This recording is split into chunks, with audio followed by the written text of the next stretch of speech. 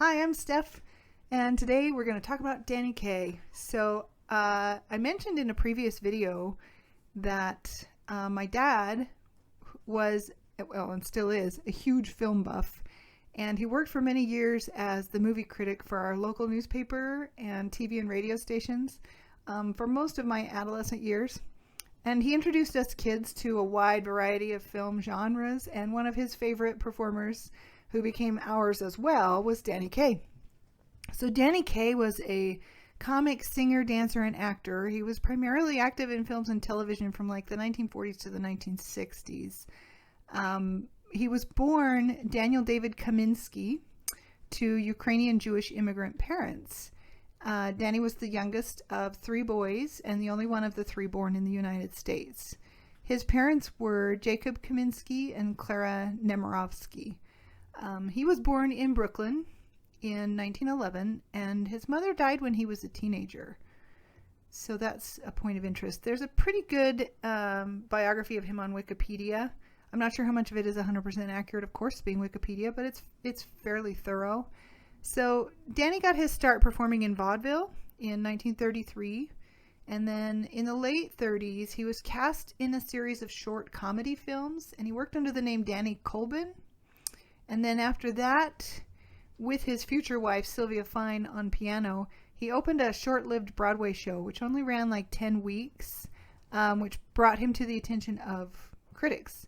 In 1940, he married Sylvia Fine, and he worked in showbiz, including radio and short films. And then in 1944, he did his first full-length feature film, which was called Up in Arms. So Up in Arms is a comedy about a hypochondriac who is drafted into the army. He's not only sure that he's sick, but he's also lovesick over a pretty girl. The film features this movie lampooning song called Theater Lobby Number. This is on YouTube and on Turner Classic Movies in full. It runs like 4 minutes, but I'm going to show you just a little short snip of that song. This song was written by Kaye's wife, Sylvia, and it kind of showcases his talent for fast-paced lyrics and funny noises. Odd direction, Finkel, Puff, and Teary is Minerva, Buff, Photography, Alonzo Tech, recorded sound as Needlebeck, Upholstery by Zachary, Knickknackery by Thackeray, Terpsichore by Dickory, and Dickory by Doc. Now, finally, at last, comes the picture. And what do we see? The same old beautiful chorus girls. So I'll also include a link to the full clip. So the following year, in 1945, he made one of my favorite of his films, Wonder Man, in which he plays a pair of twin brothers, Buster Buzzy Ballou, the eccentric, energetic nightclub singer, and Edwin Dingle, an ambidextrous, shy bookworm. Buzzy witnessed a murder and was killed by the mob, and then he returns as a ghost to convince his twin brother to testify in court in his place. So there are some hilarious gags, the music is a lot of fun, and I think that Kaye really shines in both roles. And the special effects hold up surprisingly well, too. Sharp-eyed viewers will notice that Buzzy's girlfriend is Vera Ellen, who also appeared opposite Kaye in White Christmas. And Virginia Mayo is also in it, and she went on to appear in other films with him as well. I really recommend you check out Wonder Man if you haven't seen it already. It's out there, you can find it. So in 1945, Danny Kaye traveled with the USO, which is pretty cool. And then he went on to star in The Secret Life of Walter Mitty in 1947 with Virginia Mayo and Boris Karloff. He plays the title character whose constant daydreaming and clumsiness lead to him being caught up in this sinister conspiracy.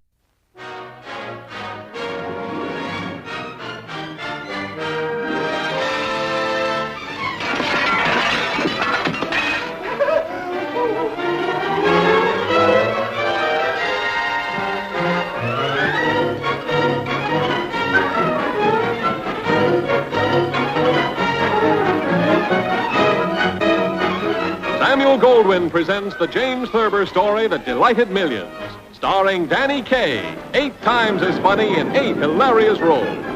One as Walter Mitty, the dauntless sea rover; Anatole Mitty, the Mad Hatter; Captain Mitty, ace of aces; Dr. Mitty, the brilliant surgeon; Mitty the Kid, Western desperado; Gaylord Mitty, the riverboat gambler.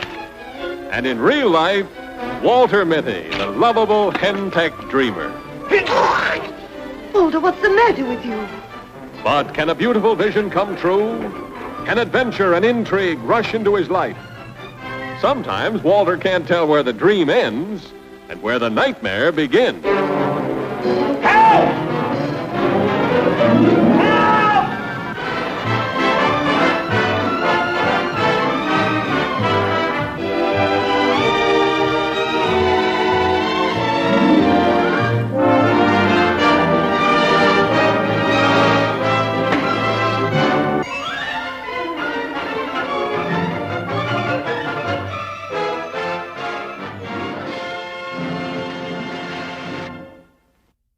They sort of remade this movie with Ben Stiller, but it's not really the same. The plot's different and stuff. In 1949, Danny Kaye starred in The Inspector General, which is a fun film about this town that thinks this illiterate fool is really an investigator in disguise. Is pretty cute. In a town governed by greed and corruption. The hospital, have you cleaned it up? I put charts on the foot of each patient's bed indicating the nature of their illness. Good. Now at least they'll know what they died from. The people cried out for a hero. What they got was him. The Inspector General. He has full power from the Emperor himself. And wherever he finds bribery and corruption, there the gallows and the firing squad go to work. I want all roads policed day and night. I want a report of everyone who's entered this town in the past 24 hours. Insatiable. What a naughty Inspector General. Incorruptible. You were so kind last night. I thought you would stay. Well, the whole village is looking to you for help. Incompetent. Danny Kaye is Inspector General. The Inspector General. The Inspector General. the Inspector General, winner of a Golden Globe for Best Original Score. I like it. So his next few films include On the Riviera, Knock on Wood, The Well-Loved White Christmas, which also includes Bing Crosby, Rosemary Clooney, and like I said, Vera Ellen is in that one. White Christmas is an annual tradition for many families. We do love it and we watch it every year. I do get a little bit bored with one or two of the dance numbers, but that's probably just me. I like to get on with the show. My top favorite of Danny Kaye's movies came in 1956, and that one is The Court Jester. And I love pretty much everything about this movie, from the opening number under the credits to the closing number. It's just a lot of fun. And Basil Rathbone is perfect as the antagonist, the evil Lord Ravenhurst, who is conspiring to keep a false king on the throne. Rathbone was a pretty serious British actor, so this is a really fun change for him. The princess is played by a young and beautiful Angela Lansbury, so that's kind of cool to see. So Danny Kaye plays Hubert Hawkins, a tumbler and performer who entertains this group of like Robin Hood-like merry men band of rebels that are led by the Black Fox. The true royal family are identified by the mark of a purple pimpernel on the rear end, and they've all been killed except for an infant. And the Black Fox is tasked with smuggling the infant out of the forest, and they end up having Hawkins do this. They end up having Hawkins smuggle the baby out with the beautiful maiden named Jean to help him. He goes undercover as the jester Giacomo. They take the infant to the castle, where an attack is planned by the Black Fox's men, and all kinds of craziness ensues. So if you haven't seen this movie, you're probably still somewhat familiar with the famous tongue twister routine about the pellet with the poison and the vessel with the pestle. And there's also the great line, I want to get in, get it over with, and get out. Get it? Got it. Good. So that, there's some fun things in it that you may have heard before, but not really known where they were from. I highly recommend watching The Court Jester, especially if you haven't seen any Danny Kaye movies. I think this is a great entry movie for you. There's sword fighting and intrigue, and it's a real showcase of Danny Kaye's talents. It's a fun, family-friendly movie. Everyone can watch it. I'm going to show you just a little clip of my favorite song from the movie, which is called The Maladjusted Jester. When I was a lad, I was gloomy and sad as I was from the day I was born. When other babes giggled and gurgled and wiggled, I proudly was loudly forlorn. My friends and my family looked at me clammily, thought there was something amiss. When others found various antics hilarious, all I could manage was this. Or this, or this, or this. My father, he shouted, he needs to be clouded, his teeth on a wreath I'll hand him. My mother, she cried as she rushed to my side, you're a brute and you don't understand him. So they sent for a witch with a terrible twitch to ask how my future impressed her. She took one look at me and cried, hee, hee, hee, hee, hee, hee, hee. What else could he be but a jester? A jester? So Danny Kaye went on to star in a couple of biographical movies as Hans Christian Andersen, the Danish storyteller. You know his fairy tales. And that film features some really charming musical numbers. And then later he played jazz pioneer Red Nichols in a movie called The Five Pennies.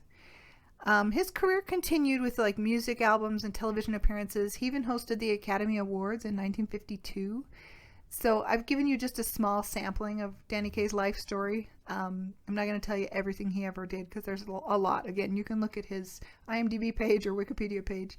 But I hope this is enough to whet your appetite. If you haven't really ever watched anything with Danny Kaye in it, you're missing out. Like, there's some great stuff out there.